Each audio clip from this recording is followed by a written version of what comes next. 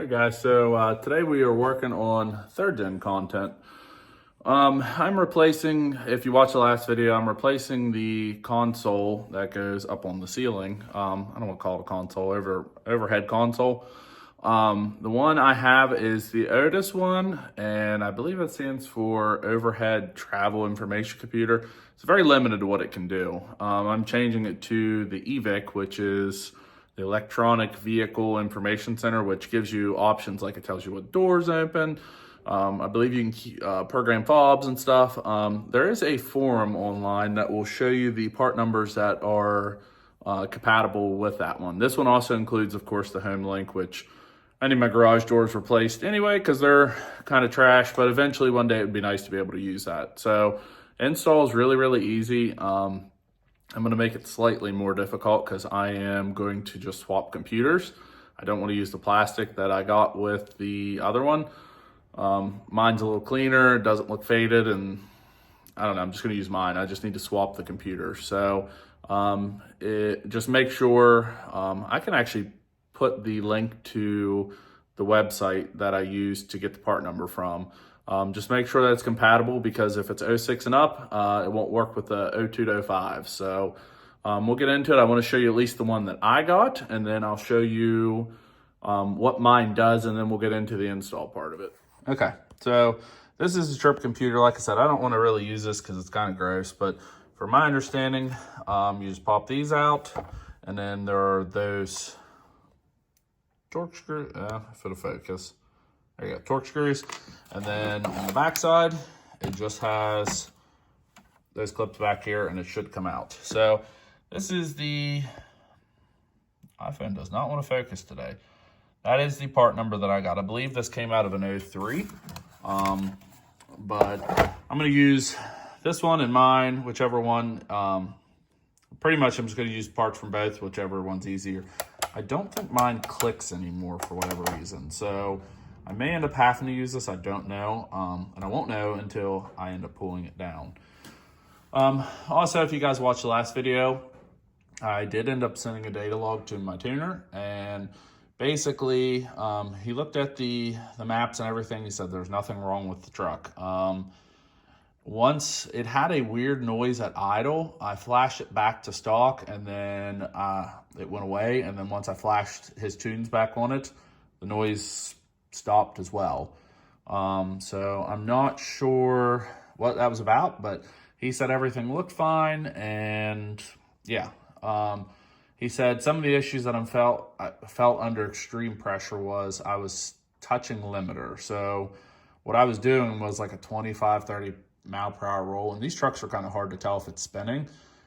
And I assume the truck is spinning, and it's just barely touching limiter. And that's like what it was cutting power. I'm not saying it's doing rolling burnouts, but it's spinning enough to just get up to the RPM and then hit limiter and then kind of bog back down. So I assume that's what I was feeling. These tires don't really make a whole lot of noise, especially when you do a burnout, and I have verified that. So anyway, let's get into the install. I want to get inside the truck. I want to show you what that one does, and then I'll put them both back on the workbench, and I guess we'll just make the best one that we can. Also, sorry that it's loud. It's 9 degrees outside. Again, want to thank Super Clean. This video isn't sponsored by them, but they have sponsored other videos of ours. They're a continued sponsor of the channel, and I just want to give them a shout out just because. Look at some of our other videos and stuff that they do. Their product is really, really good, especially if you work with diesels. So give them a like and share on Facebook and their YouTube. Okay, so the garage says it's 23, but outside it's a lot colder. So, no, I guess they do that. But I have LED bulbs in it, which is kind of weird. Anyway, go ahead and turn them off. With this one only has, of course, the US and metric measurements. You can reset it. Of course, there's the compass and temperature. And then this button over here does like average miles to gallon. I'm not sure what DTE stands for. I believe that's just a trip computer, which we can reset that. And then I don't know if that's engine hours, or not sure what that is either. But that is it. That's the only options that you get. And of course, you can go back to the compass and the temperature. So the point of that other one is not only do you get homelink, which all new garage door openers can link to that, which I definitely want new garage doors. This year we are going to work on making this garage nicer. So if any companies want to reach out and do anything for heat for us, like Mr. Cool, reach out to us. I would love to try some of your products. So anyway, like I said, we're going to start with taking these off. They just pop at the front. There's a hinge, like the hinge point is there, so you want to pop from the front. And then same thing with that one. And then I'll show you the screws as soon as I get this off. These are the tools I got. I don't know the exact torque. I can try to figure that out, but I might need a pick. I don't know. I'm going to try to use these. So give me a second to get these off and we'll show you. And I lied, just so you don't break it. I didn't break mine, but you actually want to start from the rear first because there is a clip that goes up into here. Of course, I'll be swapping. Well, actually, I might be keeping this. I don't know yet. Anyway, let me go ahead and get the other one. And let me see if I can do it on camera so you're able to actually see. But I might need... There you go. That's all you kind of want to do. Just pop the one side out. Be very careful because you can't see my breath. Super cold, old truck, old plastics don't mix. I'm trying to be very, very careful with this. Luckily, you know, when you do this swap, if you get a whole nother one of these, you have spare parts. But there's a screw. There's a screw. I'm going to go ahead and take this off, and then I'll show you what the harness looks like once I pop this off the headliner. Also, if you're wondering, I picked this up locally for $50, which is a really good deal because majority of these run anywhere from $80 to $130 on eBay or even Marketplace. So there's a guy local to me that parts a bunch of Dodges out, and I think I got a pretty good deal. So I'm going to go ahead and get this off, less talking, and then we'll get this swapped over and we'll test it out. Sorry, I had to start down there. I'm trying to get the iPhone to do this. So this is what it looks like. All I did was just pull down on the front, and you can see buried back there is a clip, and same thing with there. So I'm gonna go ahead and try to get a pry tool. I need both hands for this so I don't break anything. And then looks like the connector just plugs in right there. So give me a second to get this down. Sorry about the noise. Like I said, it's super cold and my fingers hurt. So something to note on the back of this, whenever you're pulling this connector out and the one that actually goes into the computer, both of the tabs that you got to compress are underneath of it. But it's kind of weird bug.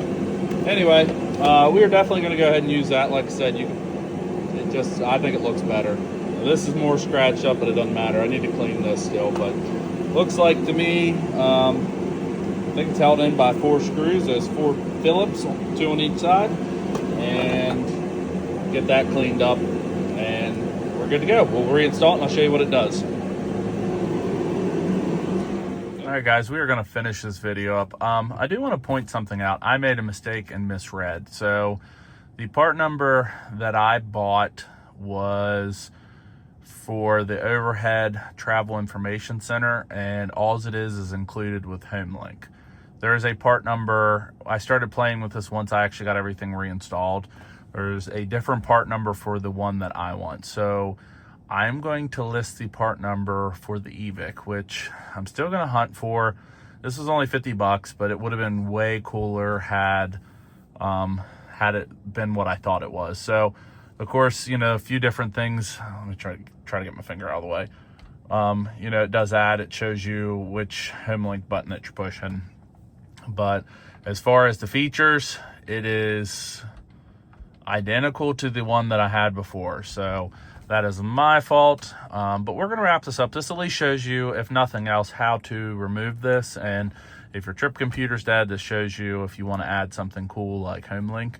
I want the other one though, so I know when you get in this, no one's probably going to notice it, but I think it's a cool little upgraded thing. So anyway, if you guys have watched up to this point, thank you for watching. Thank you for subscribing and liking to our channel.